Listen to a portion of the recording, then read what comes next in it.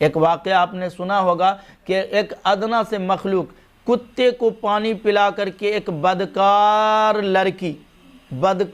लड़की ज़िना का, जिसने इतना गलत काम किया हो, ये लड़की कुत्ते को पानी पिला करके ये वो काम की है कि बख्शिश का परवाना अल्लाह की तरफ से मिल गया। सिर्फ कुत्ते को पानी पिलाई है। अल्लाह की कुछ भी है तो खुदा की मखलूक है ना। कुत्ता है तो किसने बनाया? आपके रिश्तेदारों ने तो बनाया नहीं है ना, आपके फैमिली में से किसी ने बनाया है? नहीं बनाया। ये खुदा की ये भी एक मखलूक है। अल्लाह ने क्यों जन्म दिया, वो अल्लाह की हिकमत है। अल्लाह से पूछो अल्लाह कुत्ते को क्यों बनाए हैं। कुत्ते की भी बहुत सारी वफादारियाँ मशहूर है। आपने उसमें पतरस बुखारी इंटर में पढ़ा होगा ना, कुत्ते की 8 खूबियाँ गिनाया है। कुत्ता भूखा मर जाएगा, अपने मालिक का दरबार नहीं छोड़ता है। कुत्ता अपने मालिक को, अपने घर वालों को देख लेगा तो उसको मोहब्बत में भौंकता है, उसको काटने की नीयत से और काटने की एक्टिविटी के साथ उसके ऊपर नहीं छलांग मारता है। लेकिन गैर को देख लेगा तो ये छोड़ने के लिए और बख्शने के लिए तैयार कतन नहीं होगा।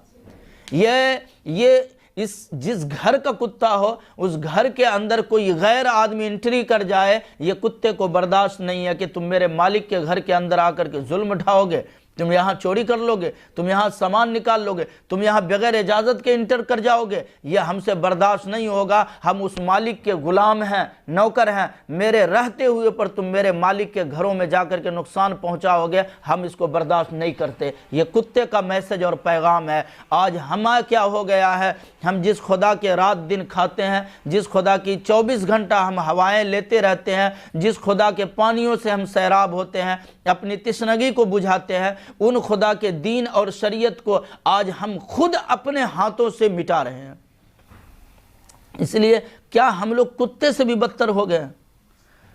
कुत्ता अपनी जिंदगी में अपने मालिक के घर में गैरों को इंटर करने नहीं देता है कि तुमसे नुकसान है मेरे मालिक का, तुम्हारे दुखूल से हमारे मालिक का नुकसान और खसारा है, हमको रहते हुए पर तुम अंदर दाखिल हो जाओ, ये हमको गवारा नहीं है। आज बताओ, हमको रहते हुए पे, हमारे सारे फैमिली रिश्तेदार को रहते हुए पर भी, और हमें ज़ुबान और हाथ ये सही सलामत के हम रोक भी सकते, मना भी कर सकते, सब चीज़ होने के बावजूद हमारी मौजूदगी में हमारे घरों से सुन्नत की पामाली हो रही है, सुन्नत का जनाजा उठ रहा है। हम क्या कर रहे हैं, क्या एक्शन ले रहे हैं? भाई की शादी है, डीजे बज रहा है, किस शरीयत ने दिया है ये? बहन की शादी है, नाच और डांस शुरू है, ये किसने दिया है? वलीमे के नाम पर, वलीमे की जो सुन्नत रिवायात चल रही थी रसूल पाक सल्लल्लाहु अलैहि वसल्लम से कि इस वलीमे में, शादी में वलीमा करो, शादी में वलीमा करो, वलीमा ये सुन्नत जिसको बतलाया गया, आज सुन्नत को, वलीमे को ज़बह करके बहु भोज का आज मातम छा गया हर तरफ। हर इंसान बहु भोज के नाम से कर रहा है, बहु भोज के नाम से कर रहा है, और वलीमे को लोगों ने छोड़ दिया, सुन्नत को हमने खुद छोड़ा। आपको किसी ने फोर्स किया था, थाने से आपको नोटिस आया था कि आपने अपने लड़के के शादी में वलीमा नहीं करना, आपने अपने लड़के के शादी में बहु भोज करनी है। ये कहीं नोटिस आया था थाने से? एसपी डीएसपी ने आपको कोई लेटर भेजा था कि आपने वलीमा कतई तौर पे नहीं करनी है, आपने क्या बहु भोज करना है? ये किसी ने कहा है? फिर क्यों ऐसा किए? हमने खुद किया है। इसलिए कुछ हमदर्दी होनी चाहिए, कम से कम कुत्ते को देख करके भी हमें सबक लेना चाहिए। ये मालिक का कितना बड़ा वफादार होता है, हम अपने मालिक का कितना बड़ा वफादार हैं, ये कम से कम कुत्ते से भी सबक लेना चाहिए। इसलिए हम लोग जब पढ़ा करते हैं तो इसको सोचना चाहिए, क्या हम इल्म सीखने का मतलब असल होता है अमल करो।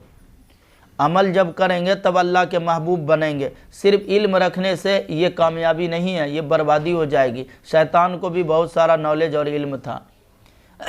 इल्म आने का मतलब ये है कि मानने का जज्बा पैदा हो जाए, मानने का जज्बा पैदा हो जाए।